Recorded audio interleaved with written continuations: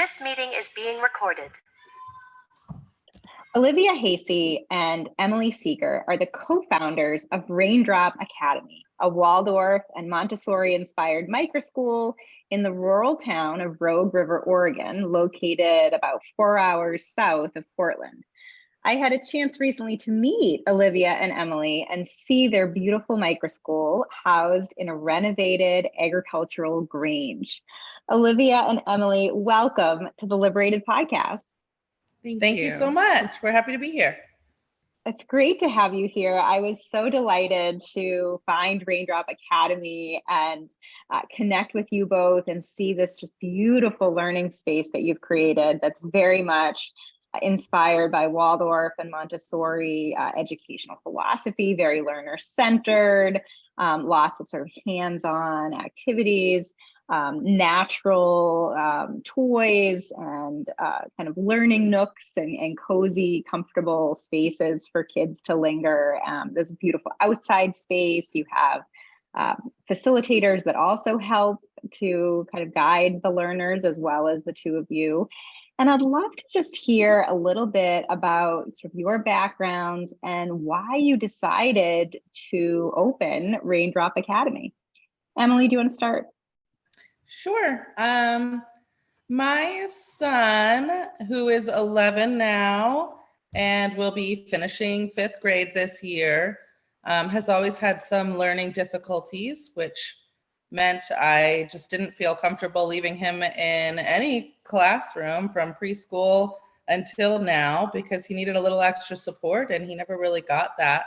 So I just hung out in his classrooms a lot until his teachers ended up asking me to get paid and actually be there as an employee. And then I worked as an assistant in his classrooms for 2.5 years until COVID hit.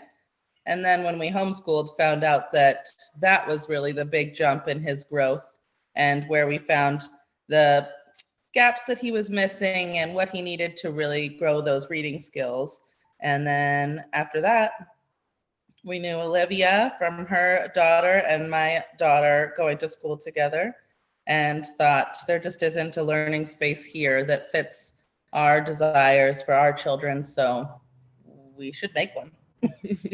And Olivia, what about you? What was sort of your background, and were you already kind of thinking about alternative education pre-COVID for your kids, or was it like Emily, kind of that was the catalyst to try something different? I think it was a little of both. I always, I thought that if I didn't choose a traditional route, then I always felt comfortable homeschooling.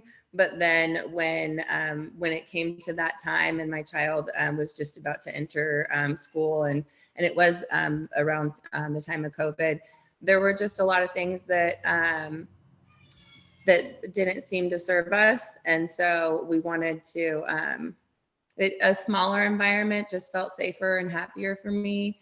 And, but I also, you know, I did kind of feel a little bit like I needed to homeschool, like it was the only option for me because I wasn't satisfied with anything else that was available in my area. And living rurally it's a commitment of life. And, you know, and so when schooling came to be, it became another commitment or the next commitment. And making what we needed seemed like the best thing that we could do. So Emily, you said that you saw just tremendous growth in your son during that COVID year of homeschooling, that individualized learning, and maybe kind of that slower, more personalized pace. So what was it that kind of prompted, I guess this is for both of you, but we'll start with you, Emily, to say, okay, I like homeschooling, but I want something a little bit more, right? Like rather than just sort of independent homeschooling, you had the sense that we needed to create a microschool that would bring together a community of learners, but retain that kind of personalized education model. Why not just kind of stick with independent homeschooling? Why was there that kind of desire to create more of this microschool environment? Yeah, so I think what was really setting him behind quickly, because he had a speech impediment, and that was obviously the beginning of the issue.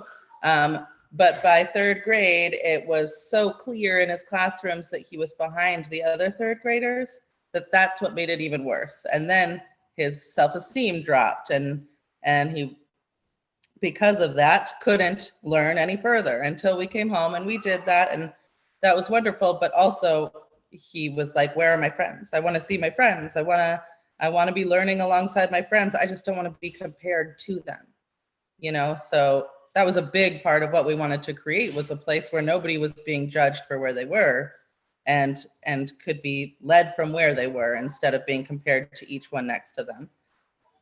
What a profound statement. I want to be learning alongside my friends, but not compared to them. Yeah. And I think that really gets to the essence of what we mean by individualized learning, is that it's every unique child, their own path, their own strengths and weaknesses, their own distinct developmental milestones, and allowing that to kind of unfold in an unhurried way, not being compared to peers, but yet being in community with peers. And certainly that's what you've created with Raindrop. Olivia, what about for you? What was it that you wanted to create? You said you weren't finding what you were seeking around your area, and you weren't you sort of were perhaps reluctantly thinking about homeschooling as the default option, but realizing that might not quite be what you wanted. What was it that you were feeling was missing? Well, so I was just beginning my educating my children journey at that point. She was a little further ahead of me with an older son. And so Dahlia had just gone into preschool at a kind of play-based outdoor school that I really loved and was inspired by, that was here in my community.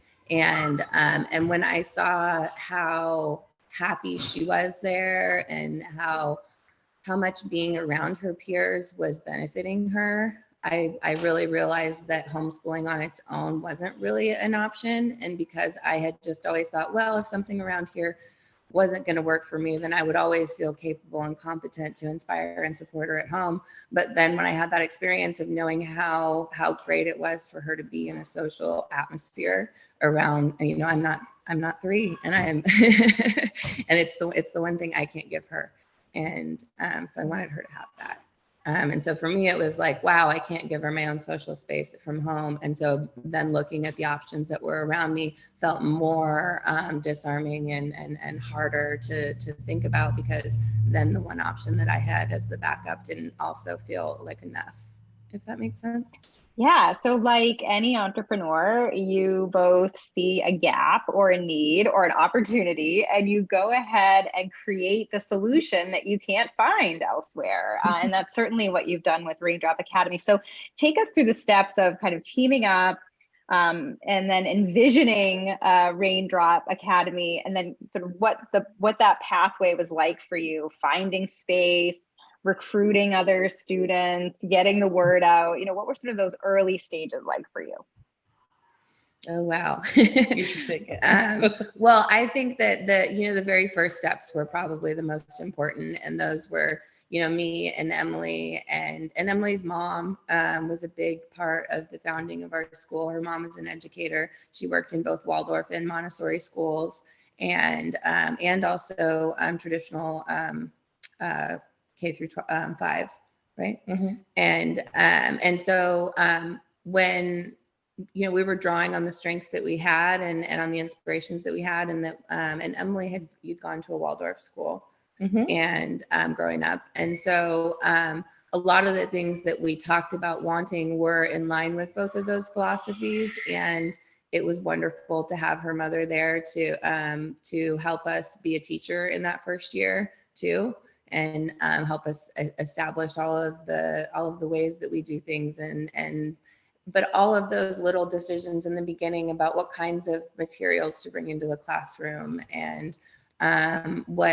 how we wanted the kids to feel when they were here, and it wasn't it was just every single one of those little tiny decisions that added up to, wow, we can do this, and we have all the pieces, and if we just do this, that, and the other, and if there are enough other people that want this, then we have a solution, and we have when we had a structure. We thought of ways that people could work together to educate without having to pay full price.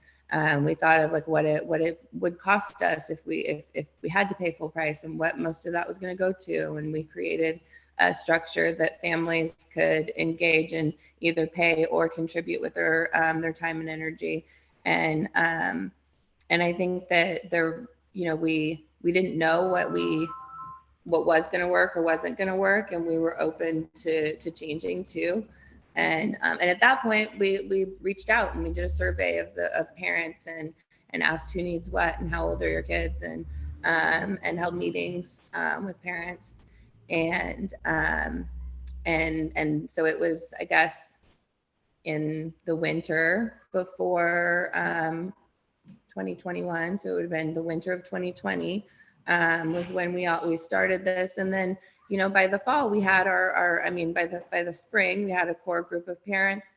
By the summer we were starting infrastructure projects. We had two options in our community for location. There's a school that up the road from here, and that is now a community center, where there's a preschool program and some other, and a charter school program.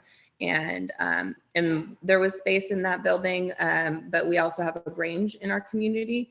And I was a farmer before this, and I still am.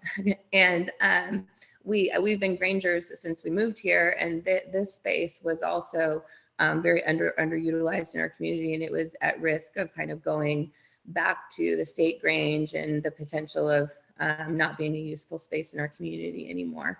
And so we decided to work with the Grangers to make our school. Another thing was, we really love this the building and the way it feels to be in a 100-year-old building. It feels very like two-room schoolhouse, and we have a stage and a kitchen and bathrooms and all the things that we need for a small class. And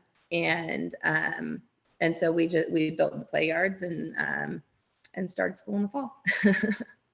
What a great startup story. I wonder if we can talk just a bit more about the kind of parent recruitment, because I hear from aspiring education entrepreneurs and microschool founders, how do you really get going? How do you get the word out? How do you find out if the community wants this or what they want? And you said that you started reaching out to the community. This would have been before you opened, and you opened in the summer of 2021. So kind of that 6-month period leading up to that.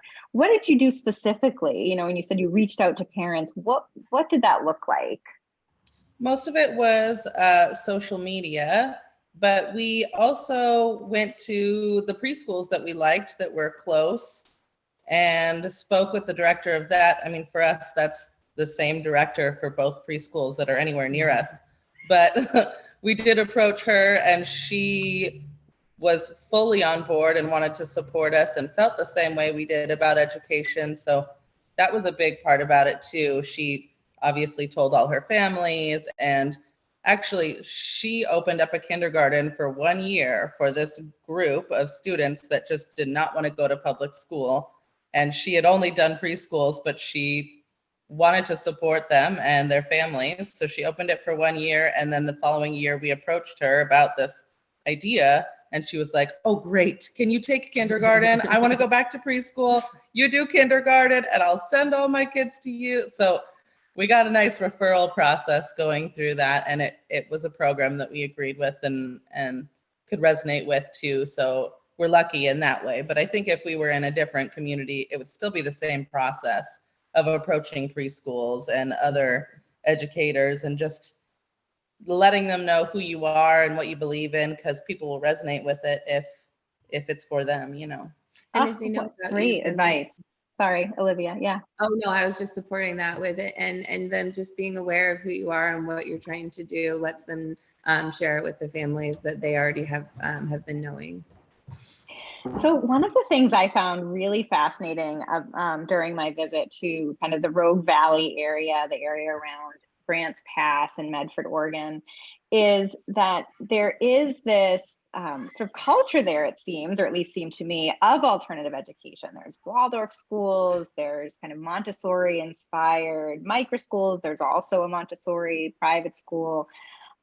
it seems like there is a real emphasis on learner-centered, individualized education in your rural area. Do you find that? And if so, why do you think that is? Why is it such a special place in that way? Why is the hard part of that question.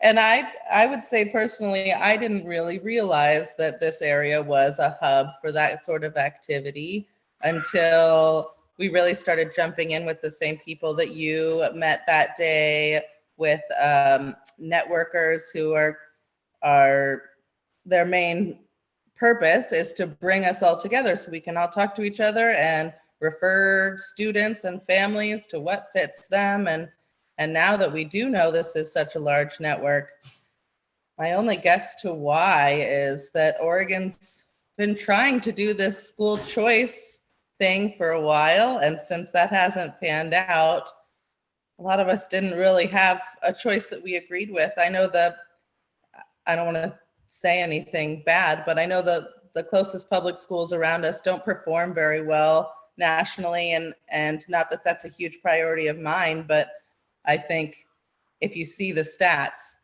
your first inclination is that probably isn't the best choice for me and my child. Yeah. So Emily, maybe we can continue with you for a minute. As you said, your mom, or as Olivia said about your mom, she was a Waldorf and Montessori educator. You went to alternative Waldorf schools when you were a child, and they were incorporating a lot of those ideas into your educational philosophy at Raindrop Academy. What does that look like in practice? In practice is more student directed. So last year we would just have challenges all over the building, math challenges, writing challenges, reading challenges.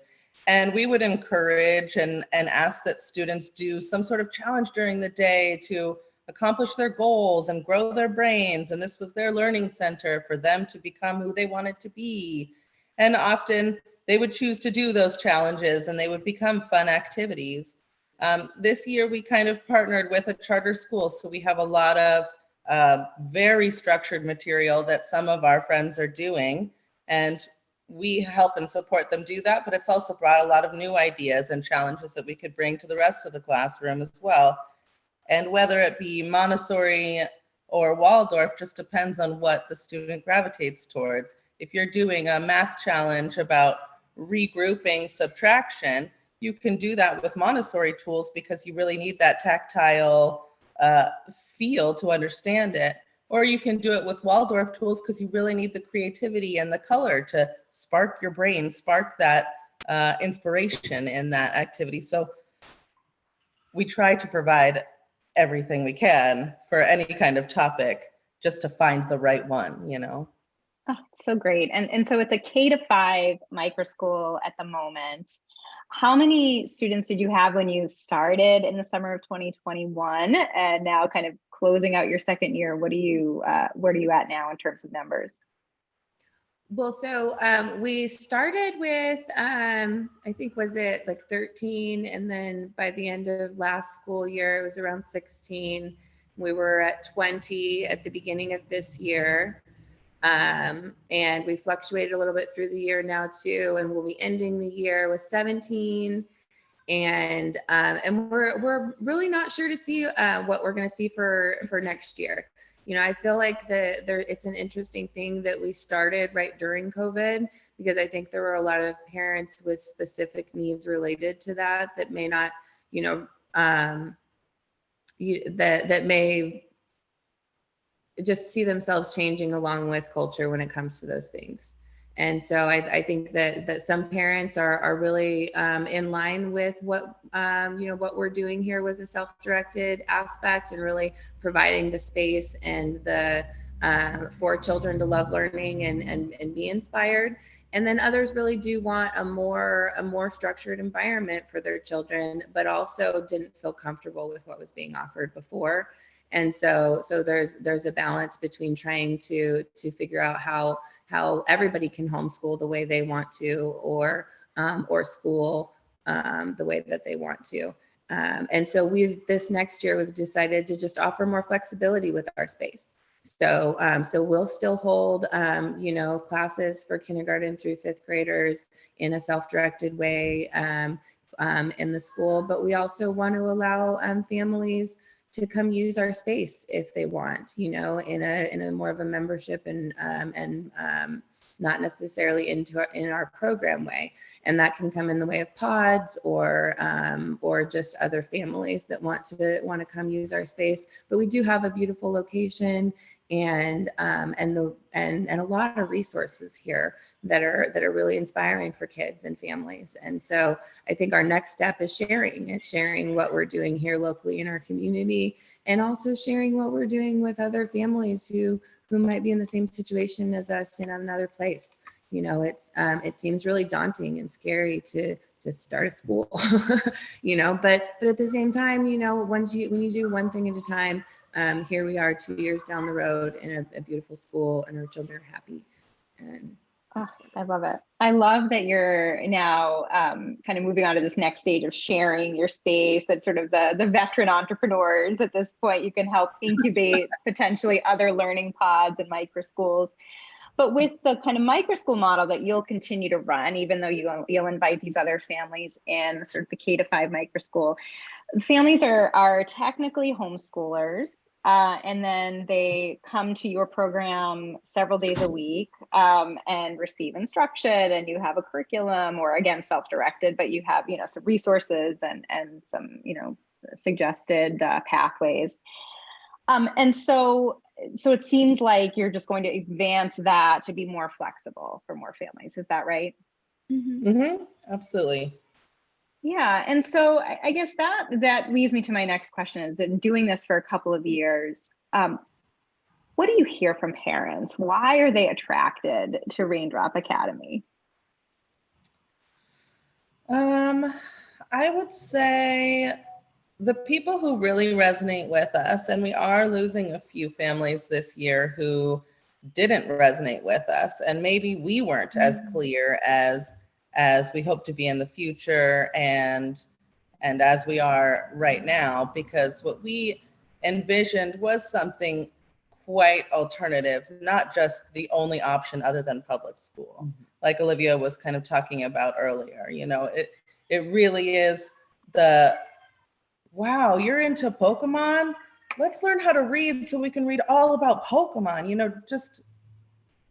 I don't think, actually, like you write about in your book, I don't think coercive learning is very effective in any way. And so what's most important to us here is that our families know, understand, and agree with the idea that following the child's lead will lead them to a high intelligence, more so than forcing every fact down their throat, which is what we believe. And the families who want to continue with us and have been strong with us the whole time also believe in that theory, essentially, most of all. And I think in line with that is that the families who've also experienced that firsthand in their homes are also the ones that are, I feel like, most on board and understanding of it in the classroom setting.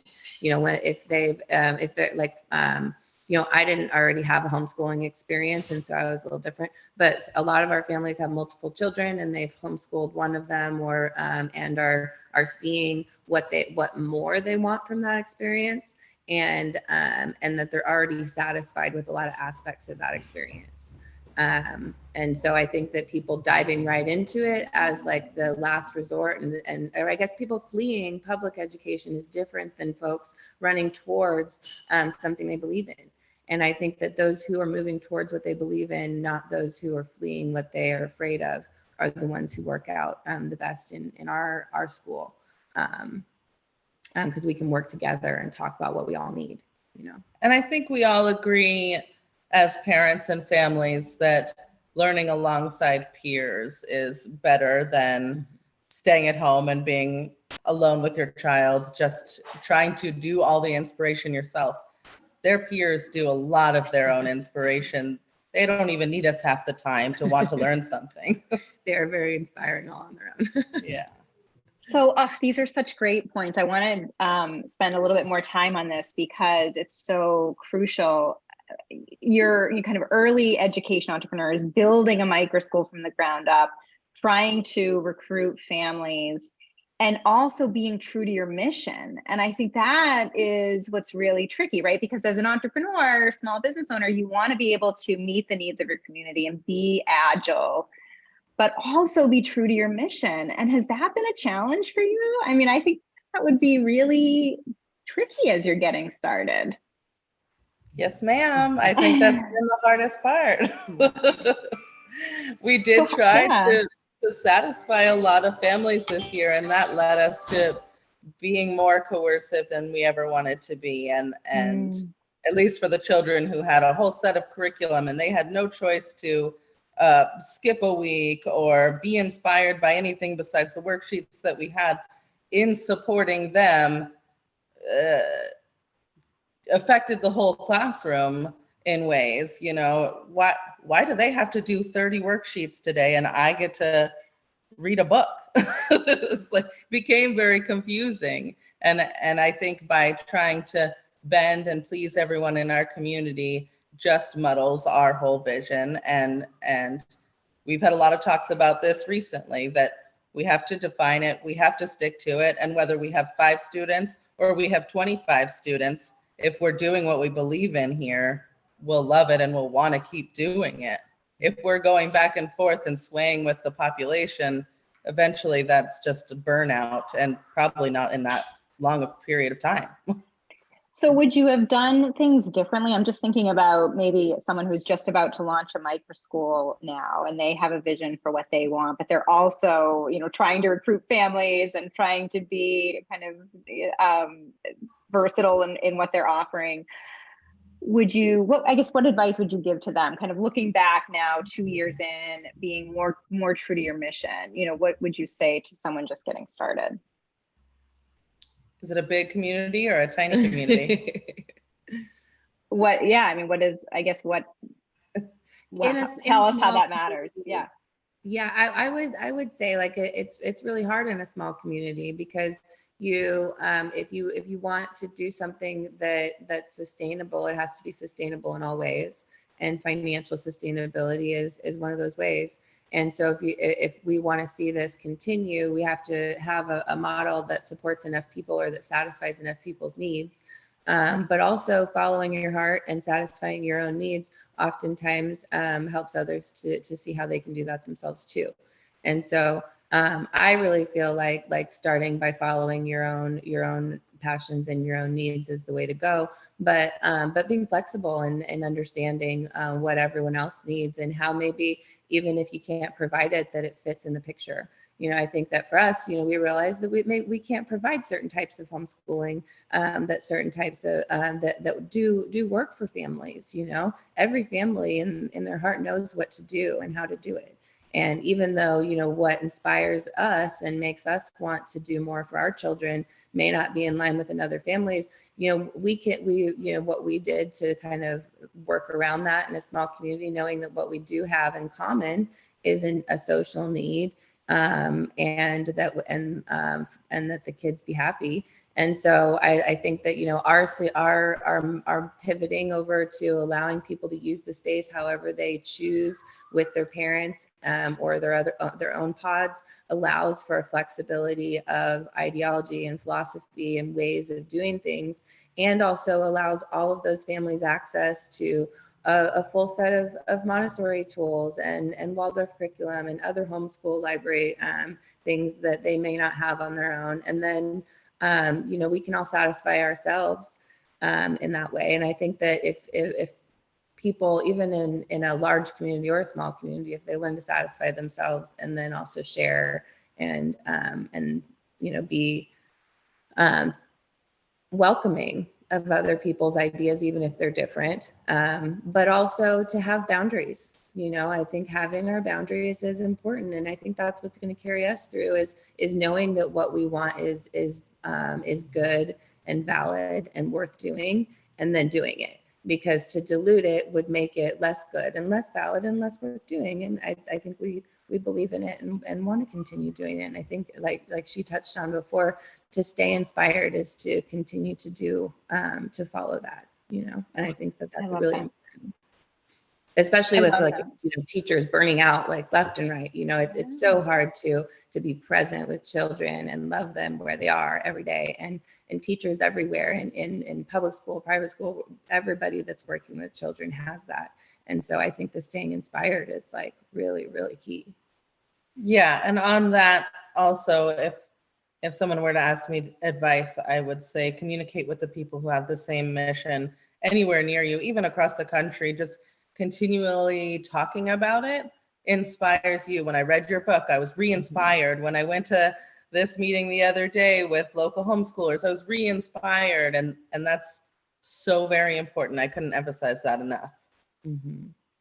Such great advice. I love this idea of being true to your mission, but then kind of in what you're doing is bringing others into the space to kind of celebrate that diversity, allow for shared community.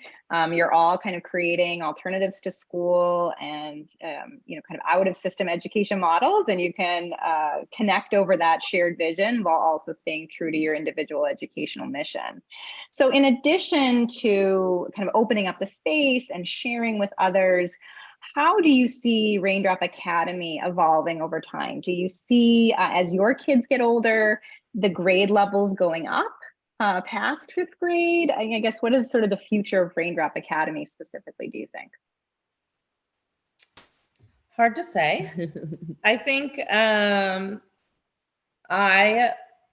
am the head teacher here. I'm here teaching the most, and my passion would be a K through fifth program. But what I would love to see is some pods and different groups using the other room that span higher ages, so that my son's going to try something different next year. And if he doesn't like it, or if anybody in the community doesn't like what they're doing, they still have a space they can come to. It's just not my personal passion of teaching that. But if there was enough of a need, I would find somebody who would have that passion to do the other room with them. So it depends on who comes to us and who's really looking for that, I think. Yeah, I agree. I think that both of us are in a space of wanting to be flexible to our community's needs, and also serving our needs as they grow. But it doesn't necessarily in both of our minds look like us taking it on in the full K through 12 range. But if that's what people needed, then and we saw the need and saw that we could accommodate it, I'm sure we would. So as we begin to wrap up, I wonder your thoughts on sort of the future of education, but specifically the future of these more learner-centered, out of system education models that are being created by entrepreneurial parents and teachers like you all across the country. Do you sense an energy and enthusiasm there? Do you think that we're just getting started? Where is your sense of the pathway for alternative education and its, I guess, intersection with conventional education over the coming years? I do. I really feel like it's something that is it's been kind of turned on in culture, and people have become aware of as a solution. Maybe before COVID, it wasn't in their spotlight, in their view of just how important it was to people. And I think that we've seen over the last few years with all of the states that have adopted school choice laws, it's been like a flood, of people who have become aware of how they want to educate their own children, and how much how much oversight they want in that process. And I think that it's not something that's going to stop. And I think that how people like that people will continue to do things like we're doing, or want to do things like we're doing. And I hope that people look at what we're doing and know that they can too, and know that there's Granges throughout our country. There's tiny buildings in all of rural America, and people who are staying home with their children, who would rather be in a community environment, all can do that. And I think that if that continues, that what we're doing will be more important too to people, because it's not necessarily that what we have here is what anyone else needs. It's that everyone can provide for their own need if they choose to. and that there is space and by working together, there is enough energy, and by pooling resources, there is enough money, and that there is enough, and that by having enough, we can do it. And that and I personally really believe in small systems. I think that small systems work, and they can always be adjusted and understood. And so, to me, to have a small school makes a lot of sense. And it's there's just so many things about that feel safe and good to me, and make me happy that my child gets to have a small environment to come out of my family from. Because to come out of a family and go into a huge environment is a big step, And I'm glad that my children can take a smaller step into a smaller part of my community before entering all of culture. Oh, great. Emily, what about you? What do you think about for the future? Yeah, I was thinking many of the same things. And of course, we talk about it a lot, that I think these sorts of education models will continue to grow, especially if school choice laws get passed, but also that all systems work better smaller. As soon as it gets too big, I mean, even in some programs that I've been involved in, as soon as it gets too big, there's just too much inefficiency and inaccountability, and it doesn't work as well. So in education, in farming, in community business, smaller seems to be better and more sustainable, as far as I can tell and have observed. So I'm all for it. So if my listeners and viewers want to find out more about Raindrop Academy Connect, what is the best way for them to do that? We have a website, www.raindropacademy.com, and an email, grange@gmail.com. So contact us anytime. We also have a Facebook page and an Instagram, but we're just getting started at that whole world. So Great. Well, I wish you so much luck and joy. It was such a lovely place to visit. The kids were so happy and content with their learning. And I just am excited to see more programs like Raindrop Academy emerge, not only in Oregon, but across the country. And again, it's thanks to visionary entrepreneurial educators like you that are making that happen. So Olivia Hasey and Emily Seeger, thank you so much for being on the Liberated podcast. Thank you. It was a blast. Good luck on your journey. We hope to talk to you soon.